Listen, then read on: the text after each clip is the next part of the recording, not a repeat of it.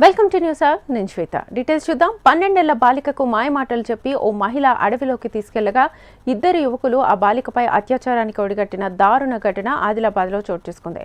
ఆదిలాబాద్లోని Mavala police station పరిధిలోని ఓ కాలనీకి చెందిన బాలికను స్థానికురాలైన 35 ఏళ్ల వివాహిత పథకం ప్రకారం సమీప అడవిలోకి తీసుకెళ్లింది.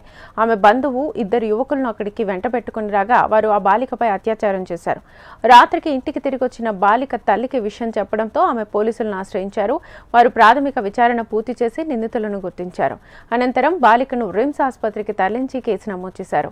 ఇద్దరు యువకులతో పాటు మహిళ, ఆమె బంధువుపై ఇమ్మోరల్ ట్రాఫిక్ యాక్ట్, అత్యాచారం, పోక్సో కేసులు నమోదు చేసినట్లుగా పేర్కొంటున్న ఆదిలాబాద్ డీఎస్పీ జీవన్ రెడ్డితో మా ప్రతినిధి శ్రీనివాస్ ఫేస్ టు ఫేస్.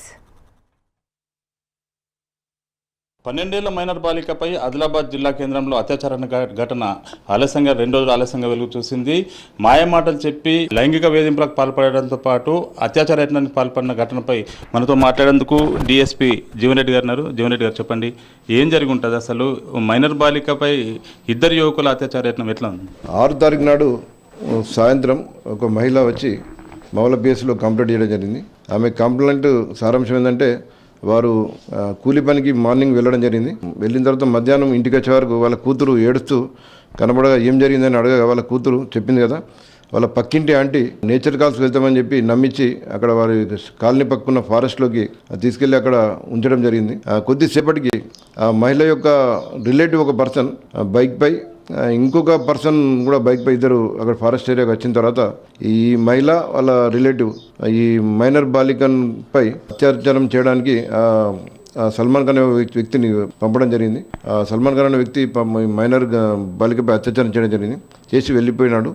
తర్వాత ఇంకొద్దిసేపటికి ఇంకో అబ్బాయి అవైజ్ ఖాన్ అనే పర్సన్ కూడా వారిద్దరు అక్కడికి పిలిపించడం జరిగింది.